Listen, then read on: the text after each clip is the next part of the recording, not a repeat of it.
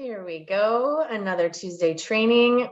This is very exciting. I have two Rhondas in the room. I wonder, Rhonda, if you came in on two devices or if you shared your link with somebody, because sometimes that happens. We all look like we're the same person. Either way, I'm happy that you're here. Welcome. We'll see who else is here. Welcome to both Rhondas in the house. And thank you for everybody else for being here. If you're joining live, amazing. I'm so happy that you're here. If you're watching on the replay, also super cool. We have switched the time today just for a little bit to see if this actually supports you. I got some feedback from you guys about what you're looking for, and it's helpful for me when I hear from all of you. So thank you so much for that. Let's see if this is a good time for you. And thanks for your flexibility today. For those of you who have not been here before, welcome. I'm super glad that you're here. We meet every Tuesday for some coffee talk, if you will, for some practitioner training. Hey, Rhonda, it's nice to see you on video, and it really is you. Your name matches your face. That's amazing. I love it. Hi. For those of you who are new here, thank you for being here and welcome. We're meeting every Tuesday for some anatomy, functional anatomy, client work, anything that I can support you with as a movement or manual practitioner. I'm both. I'm your host each week. I'm Gina Schatz, the developer of the Schatz method. I've been at this rodeo for 30 years now, as of last month. Do you believe it? I kind of can't believe it. I keep saying it and it cracks me up. But yeah, I've been a full-time practitioner for that long. And that's really awesome because we tend to not stay as long as we deserve to stay in these industries, both manual and movement. So one of my objectives here as we meet each week is to support you in doing that, to having a long, fruitful, successful, joyful, easy on your body career as a manual and or movement practitioner. So thank you for being here. Thank you for continuing to show up and for letting me know how I can serve you each week. We did have a request to talk about mobility. And we've had this conversation a few times before, and I'm happy to always have it. In fact, I was just reviewing some of the talk from the Functional Anatomy Masterclass that I shared live last spring, and some of you were there, and it was amazing to have you live. And a lot of you have watched that on replay, which is great.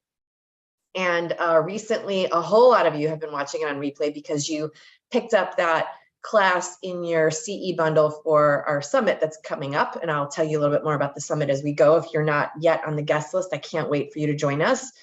The point is, a lot of you recently have been diving into this Functional Anatomy Masterclass, which is a packed class. Like I absolutely love this 3-hour masterclass. I don't think this is the one you have, Rhonda. I think you have the full course.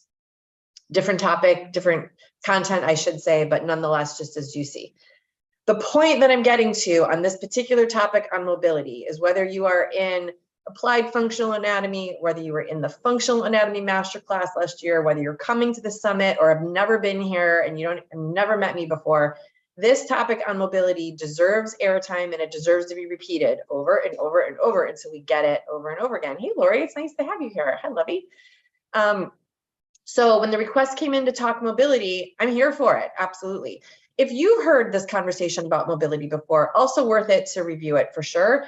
And each time I share this conversation with a practitioner that I know has heard it before, we do pick up something slightly different. So it's okay if you've heard it before. I'm hoping to drop some nuggets that will really support you. But the first place I want to start on this topic about mobility is, what do you think mobility is?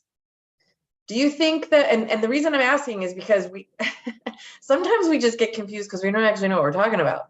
But once we know what the topic is, then we can talk about it. So, and that's okay. What do you think mobility is? Do you think that mobility is range of motion? Do you think that mobility is a reflection of flexibility? Do you think that mobility is about function and how we move? Like, what do you think the definition of mobility is? And if you're watching on the replay, pause for a second and answer the question for yourself. What do you think it is? Because knowing what it is can help you do something with it. If you don't know what it is, it remains a mystery. And that's true for all things, but it's definitely true on this topic. So I'll share with you that when I asked myself the question, what's mobility, I was confused. I mean, I had some clarity on it, and then I was also sort of blurring two concepts together. and like sharing the definition between them, because I wasn't really 100% clear on what the one wasn't. So I lumped it in with mobility and then sort of shared the definition. And there's nothing wrong with that. Like, no lives were harmed in the process of Gina's brain. And certainly if you're doing the same thing, there's no harm done. The question though is, well, what can I do about mobility if I don't actually know what it is? And what we want to do is be really steeped in knowledge so that we are unwavering when a contradictory option comes up about what we know, open enough to hear something new. We all get to learn as we go, and also solid enough in our knowing to feel part of the conversation, even if the part of our part of the conversation is just to stay active listening, right? Like when we're taking in intakes with our clients and they're sharing the subjective part of the SOAP chart that we do with them, we get to be active listeners. We get to listen to everything that's being said. One of the ways that we take ourselves out of the game of being an active listener just to be present to our client is because as soon as they start talking, we start thinking and getting nervous and brain racked about what we do or don't know, or we don't really understand what they said, or what are we going to ask next, or blah, blah. Yeah, you guys are both nodding. Thank you for your honesty about that. We get to be really steeped in knowledge so that we can stay in the conversation, even as an active listener. And that goes for everything anatomy based, right? Like this is an amazing machine and it takes our lifetime to learn it all, and we'll never learn it all. And we get to still be valiant about our effort to try. So when it comes to the conversation about mobility, be just as honest with yourself. Like, what do you think it is? What do you think is the definition of mobility? What are you addressing it? Do you know if you're addressing it? What is it that you're addressing? Rhonda and Lori, you guys are both on the hot seat just because you're live and brave enough to be on camera. And it's totally cool. Yeah. If you don't want to be hot seated, just be like, I'm here to active listen, and I'll be cool with that. But I want to give you a chance to answer, because when we come up with answers, it generates what I call strategic thinking. We think something through, pieces together, we let our brain work, our mirror neurons work. And then when we share that, it's an act of courage as well. All of that together generates strategic thinking. What doesn't work for our learning, believe it or not, is just to sit back and just keep gulping in data, absorbing more videos, reading more documents. That doesn't really change anything up here. It really doesn't. It just makes you full. So for that reason, I'm offering you guys a hot seat opportunity. And if today's not your day, totally cool. But do either of you want to weigh in on what you know about mobility, what you think it is, what your running definition is right now? Sure, I'll be courageous. Yay, Lori, do it. In what I might not know. Okay. When I think of mobility, I think of joint mobility, of how that affects how we move in the world. Perfect. Love the answer. Okay, cool. Rhonda, do you have a definition? I'm going to come back to you, Lori, in a second. Do you have a definition, Rhonda, that you want to share?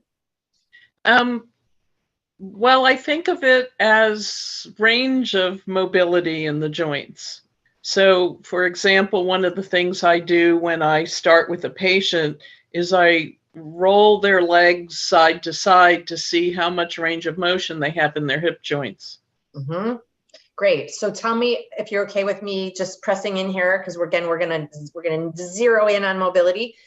Rhonda, what's the difference between mobility and range? Range of mobility or range of motion? What's the running definition for you? Well, range of motion is a number that physical therapists, have this range and they measure, et cetera, et cetera. And mobility is how much of that range they have. The patient has. Okay. The client has. Yeah, patient, client, I get it. I interchange the words as well. I by license, I say patient. And when I'm talking to a group of us, I say client. So it's all good. And even students sometimes will come up. So I know what you mean, the people that we're lovingly serving. Okay, cool. So I love your answer, Rhonda, because when I said I was sorting out the definition for my own clarity so I could do something with it, I was also blurring those two concepts. Flexibility wasn't one that I got tripped up on, but mobility versus range of mobility, like you said, you started to say range of motion, you change it to range of mobility. I was doing the same thing with those two concepts. They're different. And so hopefully, you know, in unpacking them and sharing the difference with you and shining the light on them, you'll have more to hold on to, if you will, on this topic. So thank you for answering. It's awesome. So Lori, when you said that mobility is joints, what are you meaning by that? Say more, if you will. It's so flexibility to me is muscles. What are we talking about? Mobility, hypermobility, hypo is joints. So ligaments. And then range of motion. I remember we went over this and I was digging in my notes to try to find it and I can't find it. I'm like, and then range of motion is it bones? Something about bones? Yeah, so that's, I believe that those are the, how we break it down. Beautiful. Well done. Awesome. Okay, we're going to come back to that. Rhonda, what's your definition of flexibility? You willing to toss that one in the conversation too? Flexibility is how much the muscles allow the joints to move. Okay, awesome. I love it. It's interesting, right? Like the three of us had, even when I was unpacking these three definitions, flexibility didn't seem to be the issue. But range of motion and mobility really get tripped up. So yes to flexibility being muscle specific. So flexibility is a measure of how much movement are in the spindles that are muscle spindles, right? So do they lengthen, do they contract, and what is their length in both? What is their shortness and contraction? What is their length and lengthening? And so flexibility is a function of muscle tissue. Okay, and I want to also add here, there's always so much positive feedback when we all meet, and there's always one email that I'll get that sort of disputes it. And so cool, I love it. Let's dispute it, but let's be open in a conversation about it. Let's be open to the conversation and let's dispute it and hash it out until we get to some clarity. So what I want to offer here, because of some feedback I've heard in the past, is that in no way, anywhere in the body, can you absolutely separate one thing from another. It's not how we're made. You can't separate organs from each other. Heart and lungs, separate organs, absolutely connected, need each other. You can't separate fascia from skin or from muscle for that matter, absolutely connected.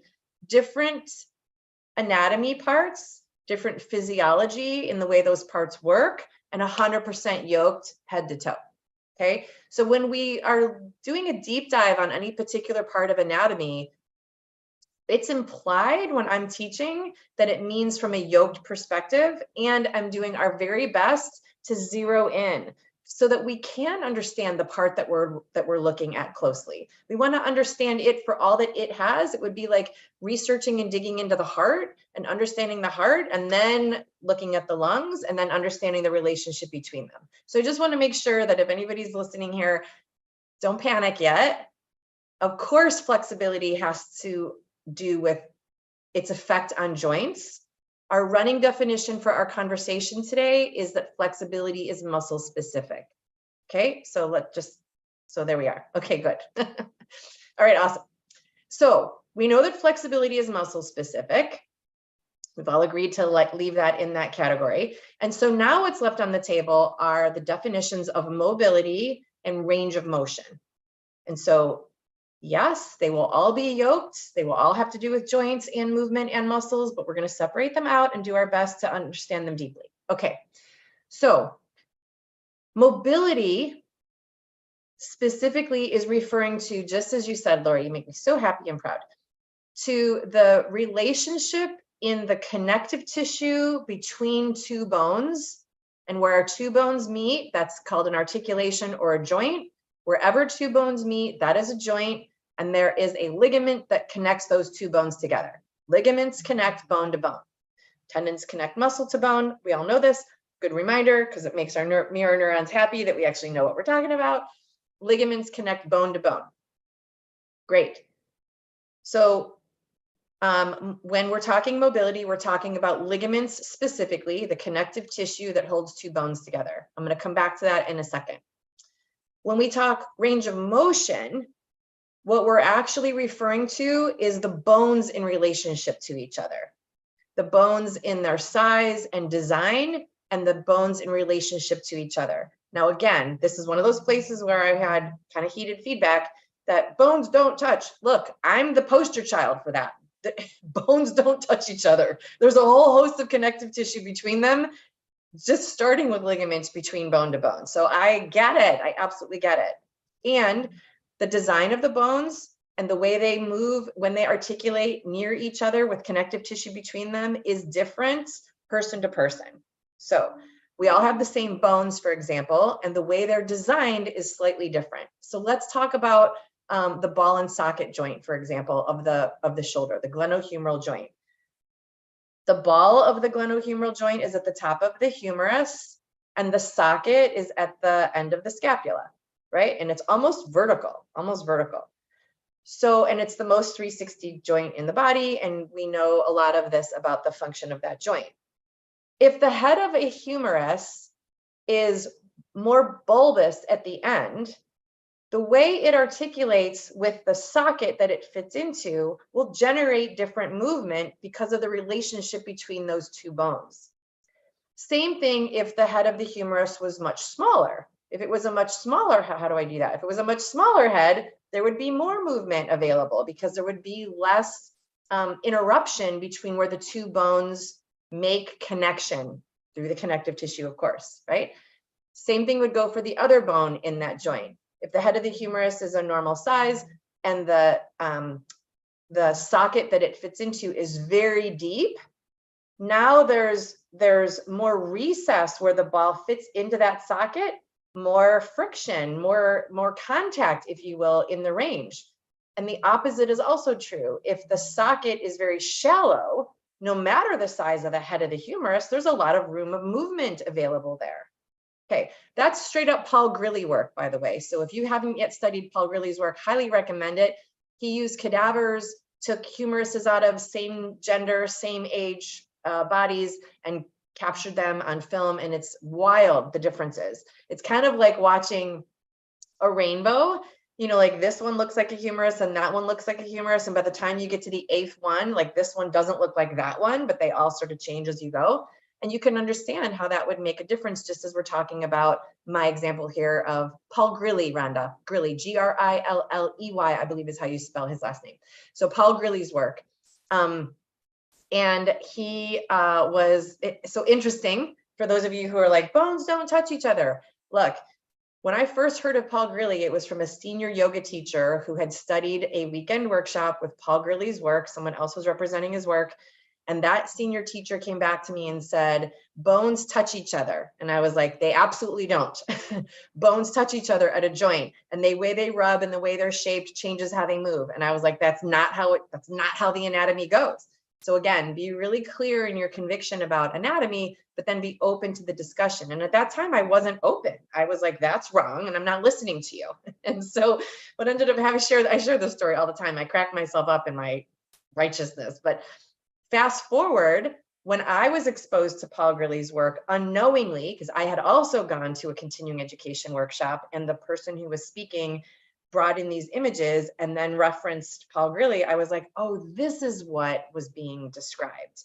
But we want to be really thoughtful that when we're describing anatomy, we're saying it with accuracy. We're not just mimicking what we heard someone else say, hoping it's the truth, and then spewing it to, you know, a bunch of people that were affecting. In this case, they were training other practitioners. So there is a relationship in the size endpoints, in the size of the endpoints of bones and how they articulate with each other. And absolutely, there's connective tissue in the mix as well. Again, for our conversation, we're talking about range of motion, and that will change depending on how two bones are shaped and how they meet. It would be like any two pieces of wood and how they join and come together. There's a loose connection, there's a tighter connection, right? Okay, so that's the conversation on range of motion. And what I share with practitioners is, while that is very real And I admire Paul Gurley and the work that he did, and eyes open and wow, amazingness, and the uniqueness between each of us as humans. This is really important, what I'm about to say. Default to range of motion being the issue or the restriction in function last. Just refer to it last. What I don't want us to do is be like, oh, the size of your humerus must be so big, no wonder your shoulders are, quote, tight. We miss so much opportunity to offer people freedom of movement and restored movement when we default to this is how it is, and it can't go any further. And so when it comes to the shape of our bones, kind of how they come, kind of like the color of our eyes. So default to the fixed position last. Not because it's not important, his work is amazing, but it doesn't support us in offering change. Okay, so that's really the point I'm making. Now let's go back to, so how's this landing, by the way? Is range of motion clear? You guys got range of motion? Does that make sense to you? Good. Okay, thanks for the thumbs up. Okay, great. I tend to get off on a tangent and I got to come up for air and ask everybody if they're breathing with me. Okay, let's breathe. Okay, great. So mobility is where we're going to take our conversation for the rest of our time together here today. And mobility is referring to the ligaments between two bones. Now, do those become affected based on the shape of the bones? Of course. Do those become affected based on the flexibility of the muscles that are moving those bones? Absolutely. It's yoked. We've established that. And for now, we're going to just look at the ligaments and get really clear on the mobility and how it affects not only the work that we do, the symptoms that our clients, patients, students come in with, and what they need is wildly different based on their mobility. Wildly different. Okay. And this I have clinically researched. So this is a huge piece of our method. For SHOTS method practitioners, this is literally one of 3 touchstones. This, how we talk about this, is like a big deal. So you don't have to be a SHOTS method practitioner for this to matter to you. And I want to emphasize like how big of a deal this is and how much work we spend focused on this, because it dramatically changes, like I said, symptoms, treatment plans, and results. Okay, so mobility then specifically talks to the ligament that connects two bones together, as I've said. And the analogy, the picture that I like to give you about this is, imagine that the two bones are palm tree trunks, and that the ligament between them that's connecting those two bones together is like a hammock. So now we're on mobility and we're talking hammocks. Yes, we actually got there. So what I want you to think about with a hammock is, a brand new hammock, or a hammock that's not quite long enough to fit between those two palm trees. When you tie it to those two palm trees, it does its job. It connects the two palm trees together with a juncture between them. And the tension, the amount of tightness, the constitution of that hammock is taut. There's not a whole lot of room for movement. That's the kind of hammock that when you climb up into it to relax, it's sort of like, like a firm mattress, right? There's not a lot of laxity in that hammock. That's a version of a ligament constitution. On the other side of the spectrum, still using palm trees and hammocks to get us through this ligament conversation, if you had a hammock that was extra long and the trees weren't necessarily wide enough, or if the hammock had been out for several seasons and it had been weathered and worn, and it might be a little stretchier. Now, ligaments don't necessarily stretch, so I'm using the analogy of the hammock. When there's more give in that hammock, even though you're the same size person, if you were to climb up into a hammock like that, the hammock may sink, and you may even have your butt in the sand, because there's that much laxity in the tension of that ligament between those two particular palm trees. Okay, so if we use that as a picture of ligaments, some ligaments are taut and shorter than someone else's ligament. So my ligament that might be connecting my humerus to in my glenohumeral joint, the ligaments that are there, I may have shorter ones than you. I may have different size bony landmarks, which means that mine might be the same as yours, but there's more tension on mine because my bones are a different size. So again, that's where it yokes. I might have a longer one. I may have more movement between the two bones and a lot of laxity in that ligament, which is then the definition of hypermobility. It's a butt in the sand kind of hammock. There's a lot of wiggle room in that ligament in the hammock between those two palm trees. Different from hammocks and palm trees is that ligaments actually hold the bones together. In a palm tree situation, palm tree is holding its own. It's got a root system, so it doesn't really need the hammock to be holding it together. The hammock in this analogy is the connective point between the two, but the palm trees themselves don't need the ligament to hold them together. In the human body, we do need the ligaments to hold the bones together. So the constitution of those ligaments absolutely matters in how much movement there is at the two bones as they meet each other. So it's yoke. And Rhonda, thanks for the question. Is it yoke, or yoke? I believe that it's Y-O-K-E, and I think I used to spell it Y-O-L-K, like yolk of an egg, but it's actually the yoking, the connection between the two. So, so let me use the heart and lungs because that one really seems to be super clear when I've used that picture before. The heart on its own, amazing organ, 4 chambers, its own muscle type, like phenomenon of a being, right? Lungs, totally different tissue, in exchange with the outside world, different than the heart, which is definitely an inside job. And it brings in O2, exhales CO2, like amazing. And those two organs absolutely need each other to get that job done. For the lungs to bring in oxygen and feed the body, it requires the heart to be on board to do that, and vice versa. In order for the lungs to get CO2 out of the body, it requires the heart to recycle the blood to bring it back to the lungs so they can exhale the CO2. They are yoked together in the job that they get done, separate in their own right, beautiful and amazing, and yoked in their end result, which is to keep us alive. So everything in the body is yoked.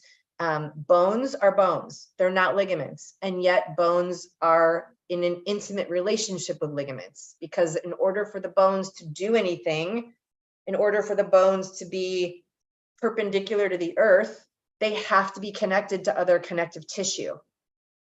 Connective tissue is separate, has different matrices and cellular makeup and blood counts and blood flow and all the things, just like the heart and lungs are 2 separate organs, but they're absolutely dependent on each other, interdependent, not codependent, but interdependent. So yoked is the term. Yogis use the term yoked a lot when they're using the philosophy part of yoga in their practice, and it absolutely applies to anatomy as well. Okay, so just returning us back to our conversation on the constitution of a ligament. If a ligament has a constitution of a new hammock, it's a little shorter, it's a little tauter, it's maybe traversing a longer area, so then it does feel tauter. There will be less movement available in the 2 bones that ligament connects. Yeah, we're nodding. We're like, oh yeah, I totally get it. Right. The opposite is also true. If there's a lot of laxity in the ligament and it's not really holding on, the bones can move kind of freely away from each other, almost independently, until the end point of the ligament says, hey, it's like a leash on a pup. You know, you let them walk out too long and then you're like, okay, you've reached your limit. Now I'm going to pull you back a little bit. That wildly changes what's happening in someone's body. Wildly changes, because our structure is necessary for all movement to happen. And when our structure is askew from the way it was designed, pain is present. It's just the way it is. Like the way we get people out of pain is by restoring their function, by returning them back to the way they were designed. Okay, it sounds simple when we phrase it that way, but that's really what we're all up to. So we're returning people to the way they were designed, because the way we were designed is flawless. There is no pain, including lax ligaments for sure. However, if we're talking about internal alignment, and this is what we talked about a lot in the Functional Anatomy Masterclass, when we're talking about internal alignment, the relationship between two bones and how they articulate not only changes how the muscles can contract that attach to those bones, but it also changes whether the muscles can contract that are attached to those bones. And a disconnect in a joint is disconnection. Disconnection is not how we're designed, and that's when there's pain. So sometimes I feel like I want to repeat that almost, because that's just so, and I hope I can. That was like a download flow. The relationship between two bones and their alignment with each other, how they sit juxtaposed to each other, matters in lots of things. Muscle function, pain symptoms, and the ability for muscles to strengthen or contract. That matters. And we talk about all of that in that Functional Anatomy Masterclass. So it's all kind of fresh in my mind. As I was saying, I was deep into our academy looking into what was happening with that particular course. And Joy, if you're listening, again, thank you so much for your email and giving us the heads up on that. I love the masterclass. It's amazing. When two bones that meet, let's say the SI joint. Why not? Everybody talks about sacral iliac pain, SI joint pain, SI joint dysfunction, SI. SI is not an entity of its own. It's not a third party. It's the meeting of the sacrum and the ilium. It's a joint. It's a meeting of two bones. Straight up, simple. If we don't even know like what the SI is, or if our clients don't know what the SI is, it can feel like a monster under the bed. Like, what the heck is this thing? It's not a thing. It's where two bones meet. It's a joint like any other. When I was talking about the glenohumeral joint, we weren't getting freaked out. But somehow the SI joint feels like a third party. It's not. It's where two bones meet. Okay, cool. So if this is the sacrum, you're looking at the back, and this is the ilium, and actually it's like this, and the sacrum and the ilium meet like this kind of a joint, right? If the ligament between those two, but there's many, by the way, I'm making it sound singular like a hammock, there's many. If the constitution of the ligaments that holds those two bones together is lax, like the butt in the sand hammock, there's a lot of movement in this joint. That particular joint has everything to do with everything. It is the keystone of the entire structure of the body. The function of the SI joint matters more than any other joint in the body. And I love them all equally, but this one gets us into places we don't want to go. When the SI joint is out, nothing else can be aligned. So if the ligaments between these two bones allow for a lot of laxity, you can imagine that misalignment of those two bones is more highly likely. And that means that dysfunction at that joint where those two bones are meant to do work is also highly likely. And anytime functional patterns are less than optimal, now the patterning in that joint and how that joint is working is also at risk. Okay, so that's what happens with mobility at a joint. And that affects what muscles can do. If I'm designed like this, for my sacrum and my ilium to be lined up like this, nicely fit, even to each other, and moving freely whenever I go into hip flexion and extension. But my ligaments have enough laxity in them, and my habits of movement have enough repetition in them, that actually these two bones sit more like this in relationship to each other. Now the muscles that attach across that joint, all muscles attach across a joint. That's how they get bones to move. If you guys don't know that, please go back to Applied Functional Anatomy and the Principles of Movement, because I really want you to know joint movement. It'll dramatically change all the work that you do, even as a manual practitioner, because this is where pain symptoms come from. Muscles connect from sacrum to the ilium. There's lots of them. We won't go over muscles today. And if the bones in relationship to each other, because of the ligaments between them, are now sitting slightly askew from each other, That means the way that the muscles attach from one bone to another are no longer the way they're designed, which means they cannot function the way they're designed to function. Now we have dysfunction in movement, we have pain symptoms, we have muscles that can't get stronger, because if they can't function fully, that means they're not lengthening or contracting fully, so they can't get stronger. And the more we move that joint in that misaligned position, the more we perpetuate everything that we already mentioned, including pain. So we might release the muscles from the tension that they're holding, from being askew from their optimal alignment and design.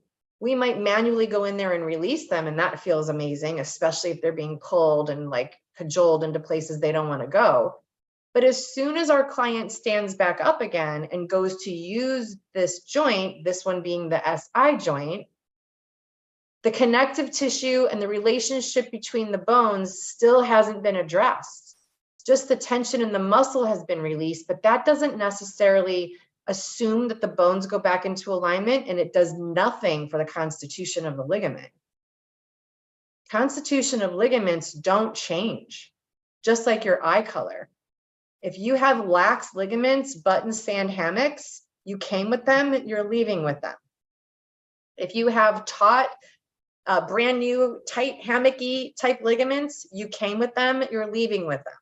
It's the way it goes. So we want to be able to infiltrate is the word that came to mind. We want to be able to like really impart on our client's treatment protocol what we're going to do about that mobility. Because in the scenario that I just played out about pain in the SI joint, in a hypermobile constitution, it goes back to the ligament that didn't hold those two bones where they needed to be, that changed the function that created muscle pain. We can dig our elbows into their butt till the cows come home week after week, but that doesn't resolve the source of the problem. And hypermobility in some instances, I would say, is a problem. I'm hypermobile. I am not a problem. Like I am not to be like disposed of in like next lifetime, good luck to you. My mobility range is off the charts and in every joint. And when I was a kid, I used to be the party trick wherever we would go, because I would look like Cirque du Soleil. And by the way, we all pay tickets and spend hefty dollars to go see Cirque du Soleil. Those bodies are hypermobile. Their ligaments are butt in sand, for sure. And it's wild to look at, and it's for some people entertaining, and it doesn't assure their bone structure stay optimal. They must do something else to treat their body and train their body, given the laxity of their ligaments. And the same is true for folks on the other end of the spectrum. Hypomobile, the very taut hammock, hypomobile people tend to have less chronic pain that returns. They can still have pain. All mobility types can have pain. Don't get me wrong. I'm just talking about what this type of mobility creates for pain. Hypomobile people can absolutely come in pain for sure. And you might be tempted to say, oh, that's the Paul Grilly stuff. It's their range of motion. It's their bones are too stiff. Their bones are too big. And so there's not enough movement in the joint between them. But I want you to consider the constitution of the ligament first. Remember, bone formation comes last. In fact, the real order is flexibility. Always address muscles. Muscles are changeable. They're red on a muscle chart for a reason, because there's blood flowing in and out of them. Blood is the change agent in the body. As long as there's a hearty amount of blood, things are changing. Everything's changing when blood touches it. Blood heals, blood does lots of amazing things. So always go for the muscles first. Go for the thing that's the most changeable. Why wouldn't you try to change the thing that's changeable? Which sounds like I'm contradicting what I just said. Don't dig in your elbow into their piriformis if there's an SI joint problem. Go to the muscle first and don't stop until you find out what caused it, is what I'm saying. Go to the muscle first to find a remedy. Is this muscle not contracting? Is this muscle not lengthening? Is there an imbalance in the lever system? What can I do to create alignment in that joint to balance out the lever system? Is absolutely where you go first. If you have no idea what I just said, please go to apply the 8 principles of alignment. That's where we talk it all out. And I'm only pausing here to say that because I got some feedback a few weeks back that actually made me kind of sad, that someone had come to join us on a Tuesday, Training Tuesday, for the first time. And they were invited by someone in our community, which is so beautiful and amazing. And that person who came for the first time felt like, these aren't their words, but like that they were being talked over. Like I was talking over, they didn't get most of what I was saying. My intention is the opposite. My intention is for you to hear what you need to know next and to have a solution to go learn that, and not feel like you're not in the conversation, but just have awareness about where you need to go next in your own training. That's all. I would never want to talk over you. So when I pause and say, please go learn this, here's where you get it, that's what I'm meaning by that. So just want to make sure that that is translated well. So, and now I lost train of what I was talking about. I was talking about range of motion. I was talking about alignment. I was talking about hypomobility. Right. Okay. Muscles first. Then address the ligaments, and then default into there's nothing more we can do because it's the way your bones are shaped. Like that's really like the end. And I would say in 30 years working clinically, I might have come to that conclusion maybe twice. And I'm making that up right now because I can't even remember. It's been so infrequently. There's always something that we can do to positively affect someone's function and either optimize it or correct it, and absolutely not just reduce, but eliminate the pain in their function. And that's really what we're about here. As long as someone came with their body the way it is, they came pain-free. So what we want to know is, how did we come? What are the anatomical parts? How do they work? What's the physiology between them? And then what went wrong? And then bring them back to how they're designed. That's the key. That's the way we do it. That's the way we get rid of pain permanently, and it's possible. I don't know why I'm feeling so defensive today. I also had feedback from someone that said, you never get rid of pain permanently. That's ridiculous. Okay, let's talk anatomy, my loves. Let's talk physiology specifically. Of course, we don't get rid of sensory receptors in the nervous system that give us indications of pain. I'm not suggesting them. What I'm suggesting is that if there's a functional discrepancy between two bones at a joint, we as structural practitioners, movement and manual people, can restore that back to the way we were designed, and then that will no longer cause pain. But of course, we still have pain. So we don't eliminate pain from the body forever. We just eliminate it from that chief complaint place that we're focused on. Okay, so just make sure that we're clear on that. All right, so again, I've very infrequently used range of motion as a last resort, very infrequently, where there's always something that we can do to optimize function. Most of the way we get into pain is by not using the body the way it's designed, right? So back in the day, I know this is going way back, but back in the day, we did not sit on ergonomic chairs. Back in the day, we didn't even sit on chairs. So when we take a piece of furniture and we conform our body into the shape of that chair, this is not how my spine came. This is not the optimal alignment and design of my body. So after sitting for however long I will sit, I could elicit pain in my body, which doesn't mean there's something wrong with my body. It means it's not that design. That doesn't match this. So as practitioners, we need to know the design, and I mean it when I say we need to know that. We need to know the design and all the parts of that design, how they work together, recognize something's off. This is not the design, this is off, and then have tools to restore them back to that design. And then there will be no more pain in that part of the body. Okay, so I could talk more about mobility, but I think I'm gonna pause right here for today. We can follow up with more next week as well, especially after you guys have had a chance to digest. And I would love to hear from you while you're here. What's come up for you, Rhonda? How do we know if the issue is from muscle versus ligament? Such a great question. You know what, Rhonda? I'm gonna give you an answer today, and I'm gonna actually come back next week with more tools to utilize to actually figure that out. Here's my answer for today. I don't have enough time in 10 minutes. That's really why I'm pausing, okay? But I will put it on the docket for next week for sure. Here's my answer for you for today. A muscle will respond to the work that it does. It contracts and it lengthens in response to the contraction. That's straight up lever system. 8 principles of movement, go there. Or 8 principles of anatomy. I think it's 8 principles of anatomy, actually.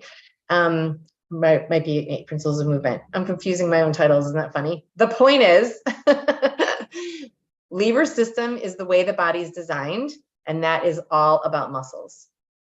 So to know if a muscle is the culprit, check the lever system.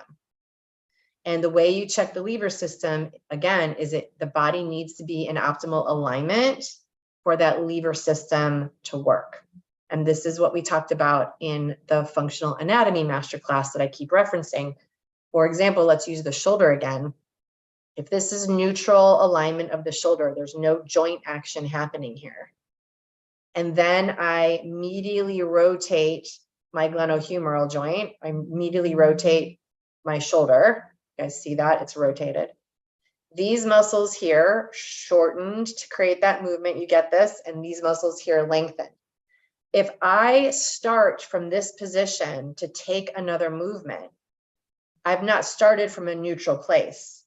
This muscle can't contract anymore, much more than it already is, which might look like that muscle is not doing its job, but I haven't tested it from a neutral position.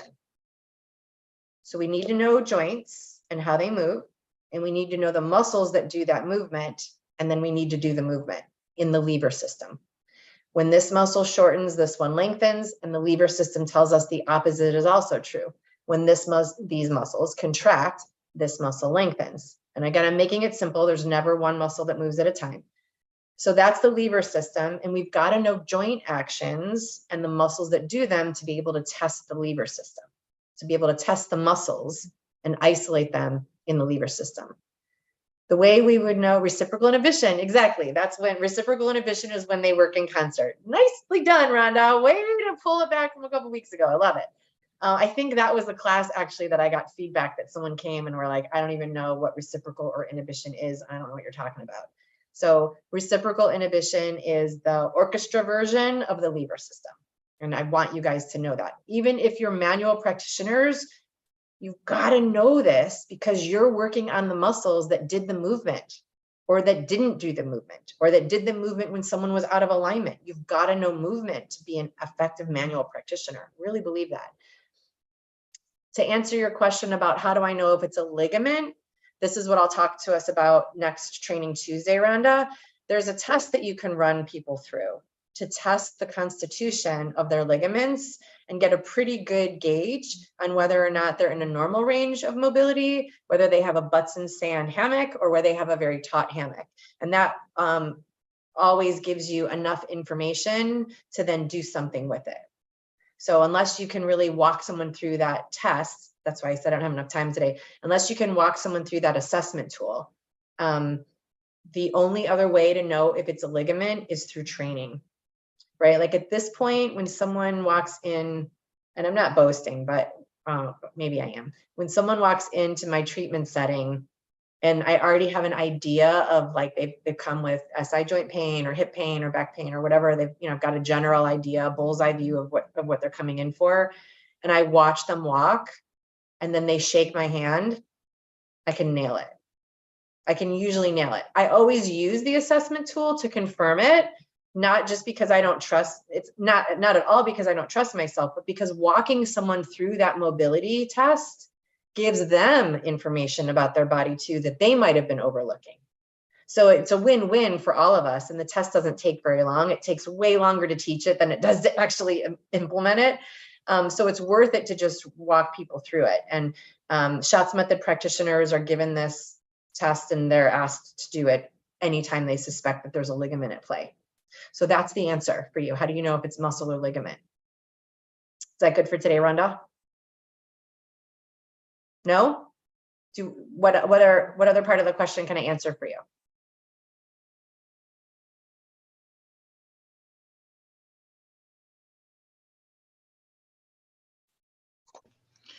Well, I get that it's much longer than the 10 minutes, but okay, so there's an assessment tool, but we don't know what that is.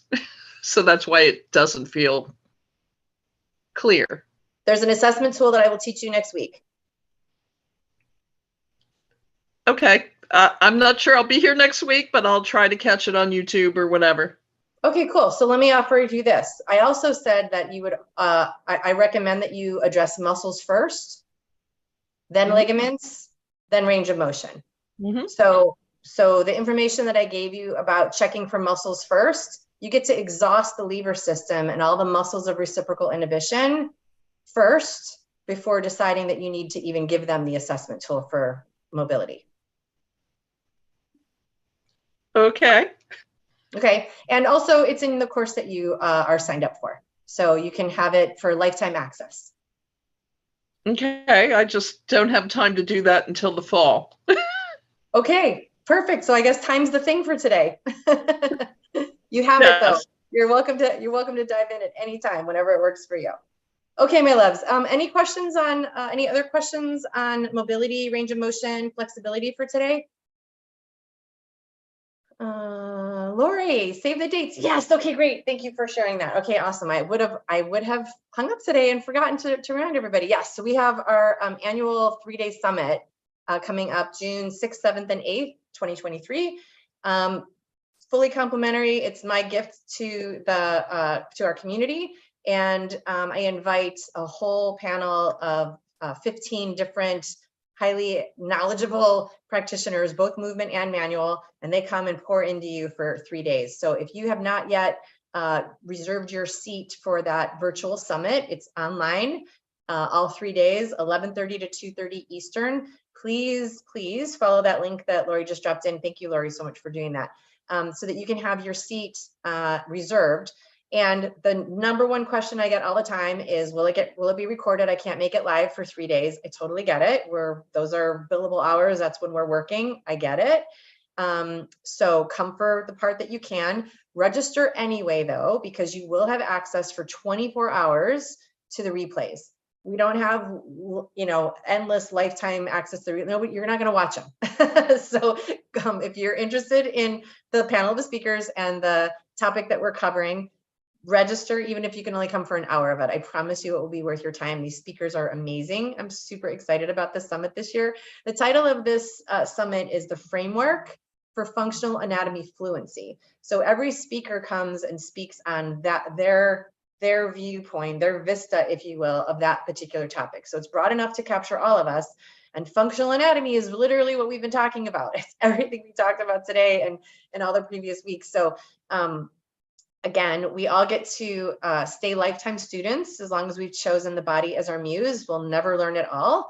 And we get to keep diving in deep. So if you love the work that we're doing here and you want to keep coming and then join us for the summit, amazing. And if there's someone at the summit who really lights you up and they are your next instructor, go for it. We get to always stay in the game and continue to train. And so again, that's why this is something that I offer every year. So that we can all continue to up level and be inspired by the work that we do and create amazing results and meet other people in our community. So please do join us June 6th, 7th, and 8th. It's free, and invite your friends too. Share the link so everybody gets to come. And even if they can't join us for the whole thing, they're also welcome to come for just part of it. Okay, awesome. All right, my babes. Thank you, Lori, for reminding me of that. Yay, it was awesome. Alrighty, loves. So it's been a pleasure sharing another hour with you. I feel like, can the replays be offered? Let's see, Brenda. Yeah, let's see, what does it say? Offered for more than 24 hours. Nope, they're offered for 24 hours.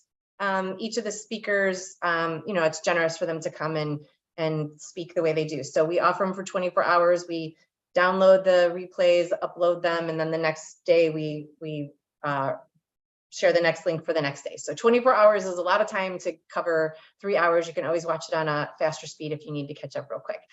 All right, babes. So thank you for your interest in mobility. I'm hopeful that this running definition gave you more clarity on what to look for. I could tell even in your question, Rhonda, while you weren't satisfied for today yet with the answer, that at least now you're looking differently at motion, range of motion versus mobility. They are definitely different, and they change what we offer for our clients, and also the protocol that they need for a healthy lifestyle. Hypermobile people need us to be actively with them in their joint formation. So again, I can talk about it forever. I will come back next week and talk about it. Please join me next Tuesday at noon Eastern for Training Tuesday. And just a heads up, in case it wasn't implied, 2 weeks from today during the summit, I won't also be here. If I could be in 2 places at once, my God, the things I could get done in the world, but I can't. So if you're planning to be here for Training Tuesday 2 weeks from today, join us at the summit instead, because we'll have a blast over there. Okay. And then we'll be back for every Tuesday in June. All right, my loves. Thank you for being here. Thank you for